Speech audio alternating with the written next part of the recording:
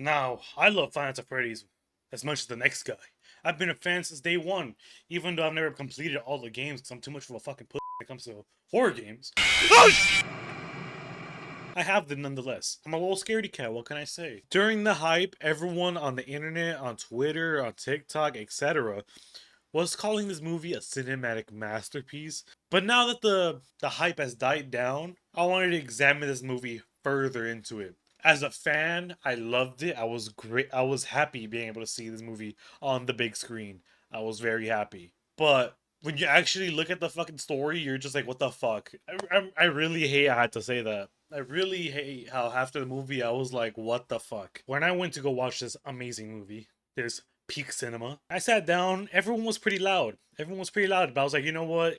These are the commercials, the ads, whatever. As long as they don't continue this throughout the film, I don't have issue. I don't have issue because right now we're in the we're gonna talk before the movie. You know, that's what I assumed. The intro plays and everything.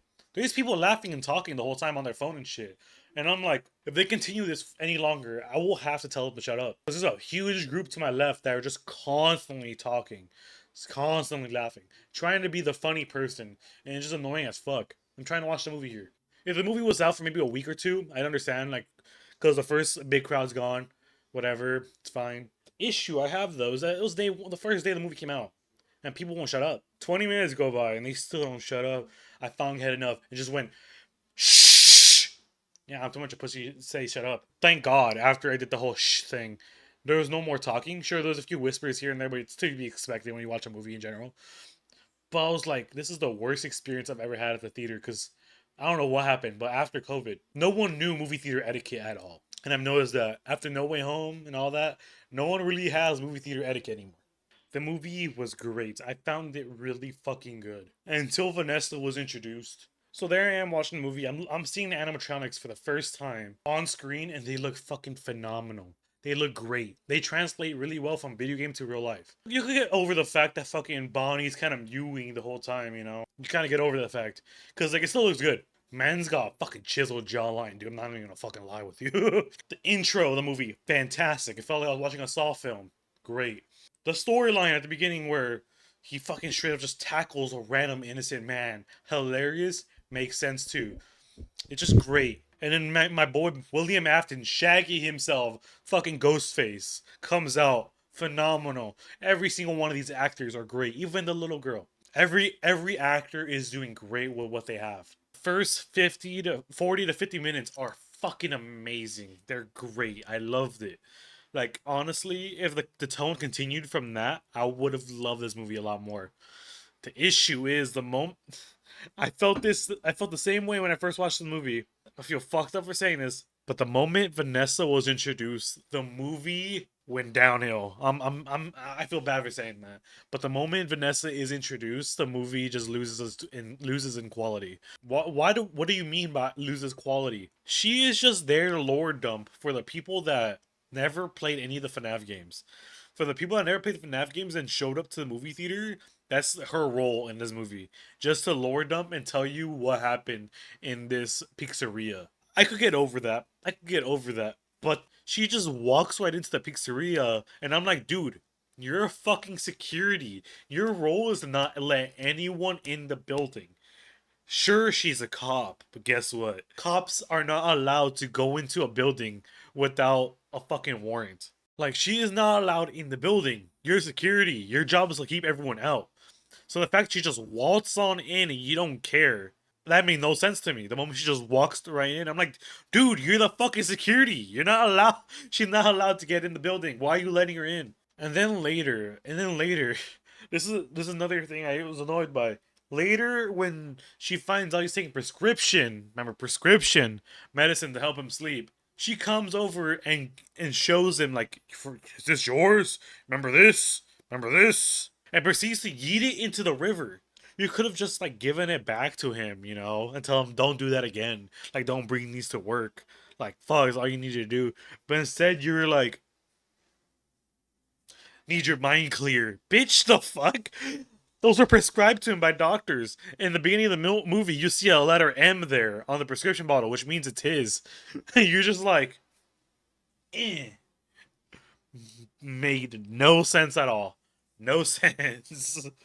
They could just made her another security guard. Like, oh, she's just another security guard that also happens to work there with him.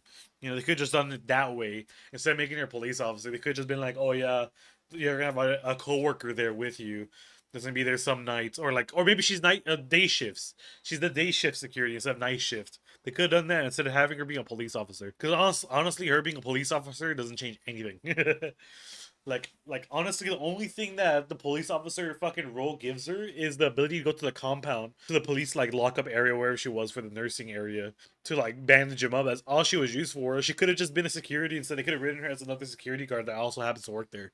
And the reason why she isn't dead is because, spoiler alert, turns out William Afton is her father. Another scene that just pissed me off was the fort scene. Okay, I know a lot of people love the fort scene because it's supposed to signify that these are children, but you guys forget this is a horror movie. But the moment it's revealed to us that they're nice as shit, the movie feels like there's no more stakes. Like there's nothing to worry about anymore. You just like get pulled out of the movie and you're just like, what the hell? You are no longer scared of the animatronics. The moment that scene happened, I kid you not, 10 people walked out of the theater. Around 10 people walked out of the theater. But the moment they say we want your sister, that's when the movie comes back. It reels you back in. The thing that sucks about it is that the movie was good at the beginning, not at the middle, but the end. So it skipped from good to bad to good again. But the thing is, with the bad so bad, you're just like, what the fuck? I thought it was kind of cool how Golden Freddy appeared at their home. Like, I'm assuming by teleportation. He just was summoned there, you know? But he killed the aunt. He killed. The Golden Freddy killed the aunt, and nothing. This never talked about again. It's crazy. Like that thing is fucking crazy. I think they could have had the whole part of like, oh, Golden Freddy going in the taxi. It's fine, but they should have made it where like only she could see him and not anyone else. Like it's made like a spirit type thing. It makes no sense unless he thinks he's a cosplayer. Like it makes no sense at all. If you have any brain cells, you're gonna be like, why the fuck is there a robot in my taxi? Sure, okay. Luckily, at the very end, when Springtrap is introduced, the movie gets good again. But there's a lot of loose ends. Like one, why the fuck do you trust Vanessa still?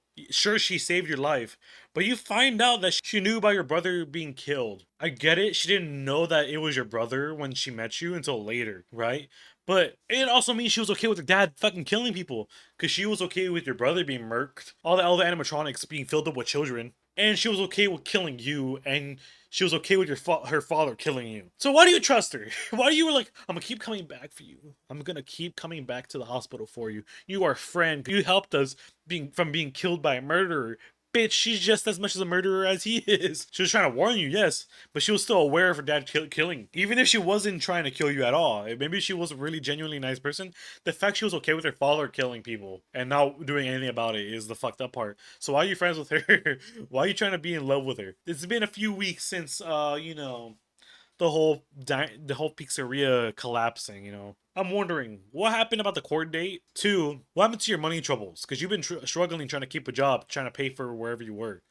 Three, you no longer have a babysitter that you could trust because they're fucking dead. Four, your aunt is fucking dead. Her aunt fucking died at your property. Why the fuck is then? Oh, no one talking about his aunt dying at his property. So his aunt that's trying to get custody of his sister died at his property around the time when she was trying to take custody. Her last ever call was a call from Mike telling her, hey, can you come over to babysit my sister? You know how easy it would be to fucking pin his murder on him? You know how fucking easy it would be? Sure, you could be like, oh, there's an alibi because the cameras and shit. I doubt those fucking cameras even work, and I doubt any of the camera footage even exists anymore.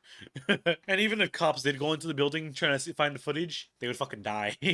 And also the very end when the sister is like, can we visit my friends? Fuck no. Fuck those friends. You don't have friends anymore. You're a loner like me. You ain't seeing your friends no more. Fuck them. Sure, they were under the influence of him, but guess what? They are shown to have the capacity to murder you. And they tried to murder you. Fuck them, as far as I'm concerned. But yeah, I give this movie a 6 out of 10. It'd be a 4 out of 10 if it wasn't FNAF. And I really wanted to like this movie. I really wanted to like it. And I saw a lot of people praising it online, and I'm like, please don't praise this movie. From before and now, I still believe this movie wasn't good. I will rewatch it maybe every 5 years, only because it's FNAF. But God, this movie got me disappointed because fully, I was fully invested at the beginning. I was like, this is great. This is a good movie. 5.5. That's what I give it. See you guys next time. Bye, peace, and love.